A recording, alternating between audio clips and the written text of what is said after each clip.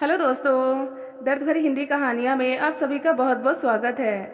आगे बढ़ने से पहले यदि आपको यह कहानी पसंद आए तो प्लीज़ वीडियो को लाइक करें, शेयर करें और हमारे चैनल को सब्सक्राइब करना ना भूलें। तो चलिए बिना देर किए हुए कहानी की शुरुआत करते हैं। नीलिमा के दिल और दिमाग में शून्यता गहराती जा रही थी। रोते रोते सुमित्रा का चेहरा लाल पड़ गया था। आंखों की पलकें सूज आई थी। अपनी औलाद की आंखों में इतने सारे दुख की परछाइयाँ देखकर कौन माँ विचलित नहीं हो जाएगी। इसलिए नीलिमा का तड़प उठना भी स्वाभाविक ही था। वह एक बार सुमित्रा को देखती तो एक बार उसकी गोद में पड़ी उस मासूम बच्ची रश्मि को, जो दुनियादारी से बेखबर थी। 2 वर्षों पहले कितनी धूमधाम से नीलिमा ने सुमित्रा और तनिष्क का ब्याह किया था। दोनों एक दूसरे को पसंद करते थे, एक दूसरे से प्रेम करते थे। फिर अचानक नीलिमा की नजर दरवाजे पर खड़ी कांताबाई पर पड़ी। क्या है, तू यहाँ खड़ी खड़ी क्या कर रही है? घूरते हुए नीलिमा ने कांताबाई से कहा, तुझसे दूध मांगा था ना मैंने बच्ची के लिए, और मेरे नहाने के लिए पानी गर्म कर दिया है तूने। दूध ही तो लाई हूँ बहू जी, और पानी भी गर्म कर दिया है। ठीक है, अब जा यहाँ से। कांताबाई से दूध की बोतल छीनकर नीलिमा बोली, अब खड़े खड़े मुंह क्या देख रही है, जा जाकर अपना काम कर। नीलिमा अकारण ही झंझला पड़ी उस पर। बहू जी, फूल तोड़ दूं और क्या, रोज नहीं तोड़ती क्या? नीलिमा अच्छी तरह जानती थी कि कांता क्यों किसी न किसी बहाने यही चक्कर काटते रहना चाहती है। सुबह जब सुमित्रा आई तो राजेश वही बाहर बरामदे पे बैठे चाय पी रहे थे। कोई नई बात नहीं थी। वैसे भी सुमित्रा हर 3-4 दिन में माँ की अदालत में तनिष्क के खिलाफ कोई ना कोई मुकदमा लेकर हाजिर रहती, और फैसला भी उसी के पक्ष में होता। कभी यह कि तनिष्क आजकल लगातार ऑफिस से घर देर से आते हैं, तो कभी यह कि तनिष्क फिल्म दिखाने का वादा करके समय पर नहीं आया, तो कभी यह कि तनिष्क मेरा जन्मदिन भूल गया। इन बातों को उसकी मां नीलिमा ने भले ही महत्व दिया हो, पर पिता राजेश हर बात में हंसी पे उड़ा देते। अक्सर यही होता कि शाम को तनिष्क आता, सारे गिले शिकवे छू मंतर, और दोनों हंसते मुस्कुराते वापस अपने घर चले जाते। पर आज बात कुछ और ही थी। राजेश की आंखें अखबार पर मंडरा रही थी, पर कान कमरे में चल रहे माँ बेटी के संवाद पर ही लगे रहे। बस माँ, अब और नहीं। अब यह ना कहना कि झगड़ा तुमने ही शुरू किया होगा, या तुम्हें तो समझौता करना ही नहीं आता। मैं अब उस घर में कभी कदम नहीं रखूंगी। मैं तो कभी सोच भी नहीं सकती कि तनिष्क के दिल में मेरे सिवा किसी और का भी ख्याल रहता है। बताओ माँ, मेरे प्यार में ऐसी कौन सी कमी थी जो तनिष्क, मैंने अपनी आंखों से उस लड़की की बाहों में बाहें डाले तनिष्क को बाजार में घूमते और फिर सिनेमा घर में जाते देखा है। सिसकती हुई सुमित्रा बोली, माँ, मैं तनिष्क से बहुत प्यार करती हूँ। मैं उसके बिना जी नहीं सकती। बेटी की बातें सुनकर नीलिमा खामोश रह गई। राजेश बेचैनी से उसके उत्तर का इंतजार कर रहे थे। क्या नीलिमा के पास सुमित्रा के प्रश्न का कोई जवाब है? कैसे बाप हो तुम? बेटी रो रो कर बेहाल हुए जा रही है और तुम्हारे पास उसके लिए सहानुभूति के बोल भी नहीं है। राजेश ने देखा नीलिमा की भी आंखें नम थी और गला भरा हुआ था। बैठो। राजेश ने उसका हाथ पकड़कर अपने करीब बैठा लिया और बोले, कुछ देर के लिए उसे अकेला छोड़ दो, अभी वह बहुत परेशान है। वक्त हर समस्या का समाधान ढूंढ लेता है। इतना कहकर राजेश की नजरें फिर अखबार के शब्द जाल में खो गई। राजेश की इन्हीं दार्शनिक बातों से नीलिमा विचलित होती है। नीलिमा ने राजेश की चश्मा चढ़ी गंभीर आंखों को घूरा और मन ही मन सोचने लगी कि कहाँ से लाते हैं ये इतना धैर्य। ऐसे क्या देख रही हो? बिना देखे ही न जाने कैसे आभास हो गया उन्हें नीलिमा के घूरने का। कुछ नहीं, ठहर कर बोली वह, जो दर्द मुझे इस कदर तड़पा रहा है उससे आप इतने अनजान कैसे हो? सब कुछ परिस्थितियों के हवाले करके इतना निश्चिंत कैसे रहा जा सकता है? नीलिमा, कभी कभी जीवन में कुछ ऐसा घटता है जिस पर इंसान का वश नहीं रहता। कुछ नहीं कर सकता वह। राजेश नीलिमा के मन का तनाव कम करना चाहते थे। तो आपका मतलब यह है कि हम यूं ही हाथ पर हाथ धरे बैठे रहे? नीलिमा बड़बड़ाती हुई कमरे की ओर बढ़ चली। तुम पुरुष भी कैसे होते हो? गंभीर से गंभीर समस्या से भी मुंह मोड़कर बैठ जाते हो। उस कमरे में पहुंचते नीलिमा के मन ने मन से ही प्रश्न किया, तुम्हें सुनाई देती है किसी के सपने टूटने की आवाज? क्या होता है अरमानों का बिखरना? कैसे लुटती है किसी की दुनिया? क्या तुम जानती हो या नहीं जानती? नीलिमा अपने भीतर की आवाज़ सुनकर सोचने लगी कि आज क्या होता जा रहा उसे।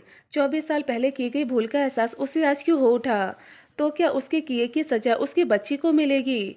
अपनी गलतियों को याद कर उसकी आंखों से अश्रुधारा बह निकली। मन को नियंत्रित करने के सारे प्रयास विफल सिद्ध हुए। वक्त ने उसे अतीत के दलदल में धकेल दिया और वह उसमें हर पल धंसती चली गई थी।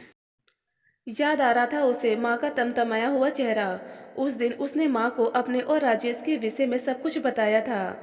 माँ के शब्द उसके कानों में ऐसे गूंज रहे थे मानो कल की बात हो। नीलिमा, तू जानती है ना बेटा कि राजेश शादीशुदा है। हाँ माँ, बात काटते हुए नीलिमा बोली।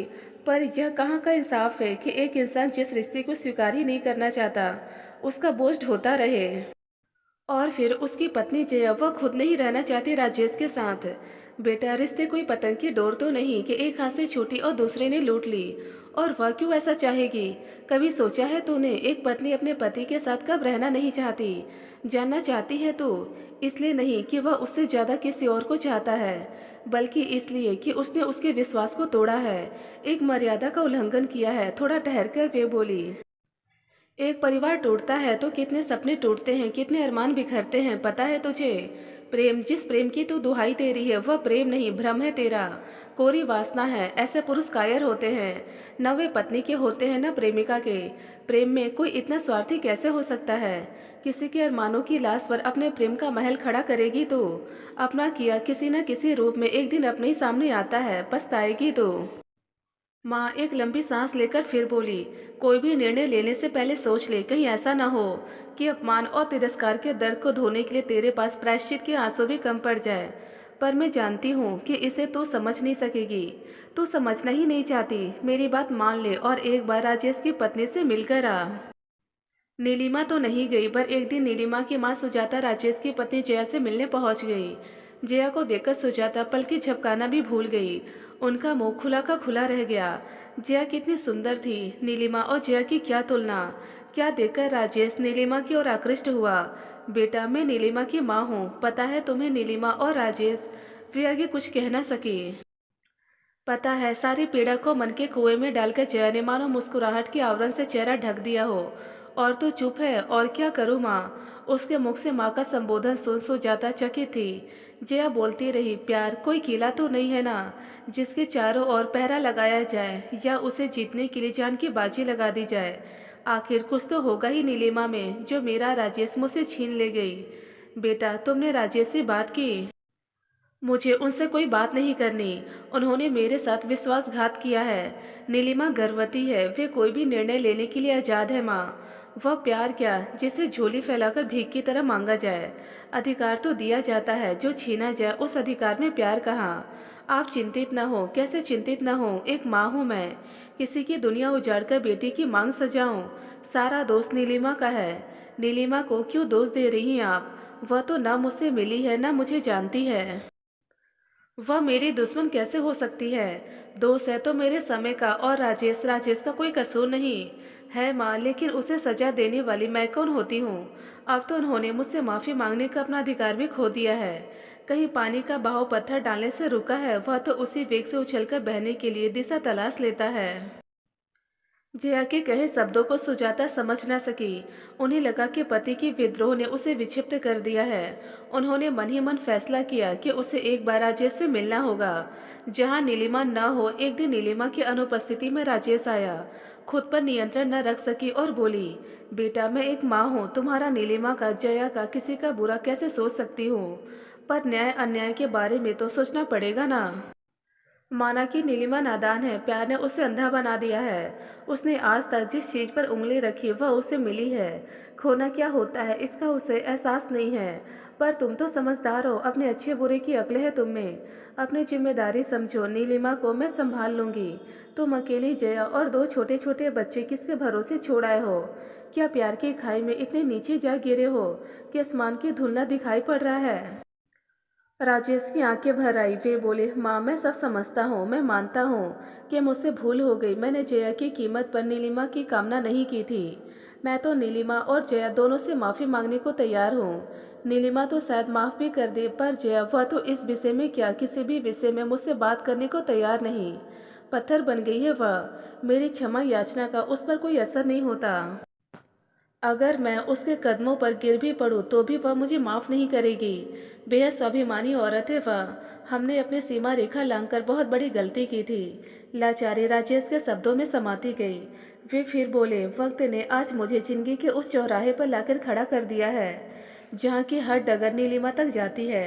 सिर्फ नीलिमा तक। अब तो ना मुझे जया से बिछोड़ने का गम है, ना नीलिमा से मिलने की खुशी।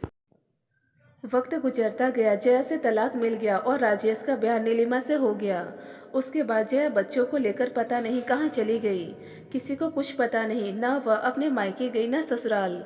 उसके बगैर जीना इतना मुश्किल होगा राजेश ने सोचा न था। राजेश चाहकर भी पूरी तरह खुद को जया से जुदा न कर सके। कई बार नीलिमा झंझलाकर कहती, अगर उस रिश्ते का मातम मनाना था तो मुझसे ब्याह करने की क्या आवश्यकता थी। कोशिश तो करो, समय के साथ सब कुछ भुला सकोगे।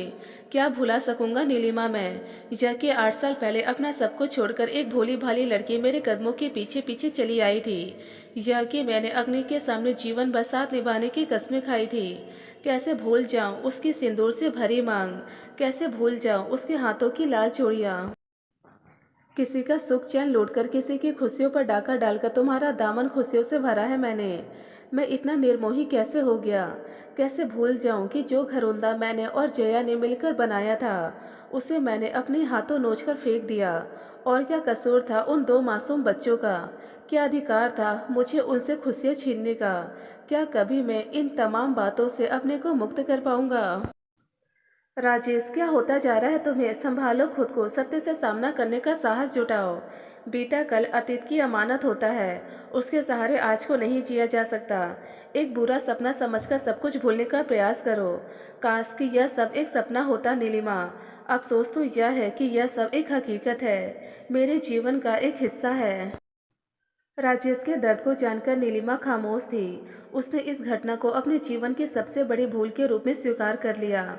वह समझती थी कि इंसान खुद को परिस्थितियों के अनुरूप नहीं ढाल पाता, तो परिस्थितियां ही उसे अपने अनुरूप ढाल लेती हैं। पर ऐसा कुछ नहीं हुआ। सुमित्रा का आगमन भी राजेश को सामान्य न कर सका। उसकी बाल सुलभ क्रियाएं भी उन्हें लुभा न सकी। शायद कुछ पाने से ज्यादा कुछ खोने का गम था उन्हें। राजेश की दिल की तड़प अब नीलिमा के दिल को भी तड़पा जाती। तभी तो उसने एक दिन कहा, अगर सुमित्रा में तुम्हें रोहन और दीपा नजर आते हैं तो हम रजनी को ढूंढ लेंगे। उसे समझा बुझा कर बच्चों को अपने पास ले आएंगे। नहीं नीलिमा, अब मुझ में साहस नहीं है जया के सामने जाकर खड़े होने का। और फिर जया रूपी बेल जिस वृक्ष से लिपटी है वह रोहन और दीपा ही तो हैं। मैं उसकी जड़ों को झकझोरना नहीं चाहता। मैं जया के जीवन की बची खुची रोशनी भी उसे छीनना नहीं चाहता। नीलिमा का पूरा ध्यान सुमित्रा की परवरिश की ओर लग गया। वक्त गुजरता गया, राजेश पहले से ज्यादा गुमसुम रहने लगे। हाँ, सुमित्रा के प्रति अपनी जिम्मेदारी को निभाना उन्हें बखूबी आ गया था। वे नहीं चाहते थे कि प्रायश्चित की जो आग उनके दिल में सुलग रही है उसकी आंच भी सुमित्रा तक पहुंचे। जिंदगी के 17-18 साल यूं ही बीत गए। जया नाम का जख्म समय के साथ भर तो गया, पर निशान अभी बाकी था। 2 वर्षों पहले जया का एक खत राजेश के नाम आया। नीलिमा ने उसे उलट पलट कर देखा, पर फिर राजेश को थमा दिया। पत्र सामने खुला पड़ा था। नजरें पत्र की लिखावट पर फिसलती चली गई। राजेश, तुम्हारे दोनों बच्चे अब बड़े हो गए हैं। दीपा डॉक्टर बन गई है और अपनी पसंद के लड़के से शादी कर रही है। तुम्हारा बेटा रोहन अब मुझे लेकर विदेश में बसना चाहता है। मैं जानती हूँ तुम्हारे हृदय के भीतर छिपा इनका पिता इनसे मिलने को तड़प रहा होगा। अब मैं तुमसे नाराज भी नहीं हूँ। सच मानो, मैंने तुम्हें कब का माफ कर दिया है। जया, नीचे पता लिखा हुआ था और साथ में दीपा के शादी का कार्ड भी था। राजेश ने कार्ड सहित पत्र नीलिमा की ओर बढ़ा दिया। नहीं नीलिमा, मैं नहीं कर सकता जया का सामना। उसका दिल बहुत बड़ा है, वह कह सकती है कि उसने मुझे माफ़ कर दिया, लेकिन मैं कैसे माफ़ कर दूं अपने आप को। मेरी सजा यही है कि मैं उम्र भर तड़पता रहूं और यही होगा मेरे पापों का प्रायश्चित भी। तब से लेकर आज तक प्रायश्चित ही तो करती आ रही हूँ मैं और आप भी। अब और कितना, सिसक उठी नीलिमा। भूली बिसरी घटनाओं की यादें आ कर दिमाग के दरवाजे को खटखटाती रही। मन अतीत की गलियों में पता नहीं कब तक भटकता रहा कि अचानक कांताबाई की आवाज़ सुनाई पड़ी। बहू जी, आज और कितनी देर तक इस कमरे में रहेंगी आप। नाश्ता तैयार है। नीलिमा हड़बड़ा गई। स्वयं को व्यवस्थित करते हुए बोली, साहब कहाँ हैं। उनके पास तो कोई बैठा है, उसी से बातें कर रहे हैं। कौन है क्या पता, आवाज़ तो दमाजी जैसी है। कांताबाई ने लापरवाही से कहा, और तू अब बता रही है मुझे। नीलिमा उठ खड़ी हुई। मैं तो आपको यह बताने आई थी कि आपको सुमित्रा दीदी बुला रही हैं। अच्छा अच्छा ठीक है, तू जाकर अपना काम कर। माँ को देखते सुमित्रा बिभर पड़ी। माँ, वो क्या करने आया है यहाँ। कह दो उससे चला जाए यहाँ से, मैं उसकी सूरत भी नहीं देखना चाहती। हाँ बेटा ठीक है, तुम्हारे पापा उससे बात कर रहे हैं ना, जो उचित होगा वही करेंगे। कोई भी निर्णय बिना कुछ सोचे समझे मत लो। सुमित्रा ने नजर उठाकर देखा, सामने पापा खड़े थे और उनके पीछे सिर झुकाए खड़ा था तनीश। गलती हर इंसान से होती है बेटी, पर अपनी गलती को स्वीकार कर लेने का साहस बहुत कम लोगों में होता है। अपने किए बस तनीश खुद शर्मिंदा है। वह मानता है कि वह भटक गया था, उसे अफसोस है कि उसने तुम्हारा दिल दुखाया है। जन्मों के रिश्ते को पलों में मत टूट जाने दो सुमित्रा। मान लो बेटा कि तूफान तुम्हारे दिलों के द्वार पर दस्तक देकर वापस लौट गया है। उठो सुमित्रा और माफ कर दो तनीष को। आज वह तुम्हें मनाने आया है। अगर आज वह चला गया तो शायद लौटकर कभी ना आए। मैं नहीं चाहता कि तुम दोनों रूठने और मनाने की सीमा पार कर जाओ। आज वह चलकर तुम्हारे पास आया है, इसका अर्थ यह नहीं कि वह सिर्फ दंड का अधिकारी है। राजेश का गला बोलते बोलते भर्रा उठा, स्वर थरथराने लगे। उसे माफ कर दो सुमित्रा, नहीं तो पछतावे की आग से तुम भी नहीं बच सकोगी। सब कुछ जलकर राख हो जाएगा, प्यार भी और नफरत भी, कुछ भी नहीं बचेगा। सुमित्रा हैरान थी, आज जिंदगी में पहली बार पापा को इतना कुछ कहते सुन रही थी। पापा तनिष्क का पक्ष ले रहे थे, मगर क्यों? सुमित्रा ने पलटकर प्रश्न भरी नजर माँ पर डाली। नीलिमा भी राजेश से सहमत थी, मानो उसकी निगाहें कह रही हो कुछ बातों का समझना इतना जरूरी नहीं होता सुमित्रा, जितना उन पर अमल करना। सुमित्रा के कदम तनिष्क की ओर बढ़ चले। नीलिमा ने आगे बढ़कर नन्ही रश्मि को तनिष्क की गोद में दे दिया। सुमित्रा जाते समय पलट पलटकर अपने माता पिता को देखती रही। नीलिमा और राजेश भी सुमित्रा और तनिष्क को आंखों से ओझल होने तक देखते रहे। दोनों की आंखें अनायासी झलक उठी। दोस्तों यदि आपको कहानी पसंद आए तो प्लीज़ हमें कमेंट बॉक्स में कमेंट कर अपने विचार जरूर बताएं। ढेरों पारिवारिक और शिक्षाप्रद कहानियाँ सुनने और पढ़ने के लिए हमारे चैनल दर्द भरी हिंदी कहानियाँ को जरूर सब्सक्राइब करें। धन्यवाद दोस्तों।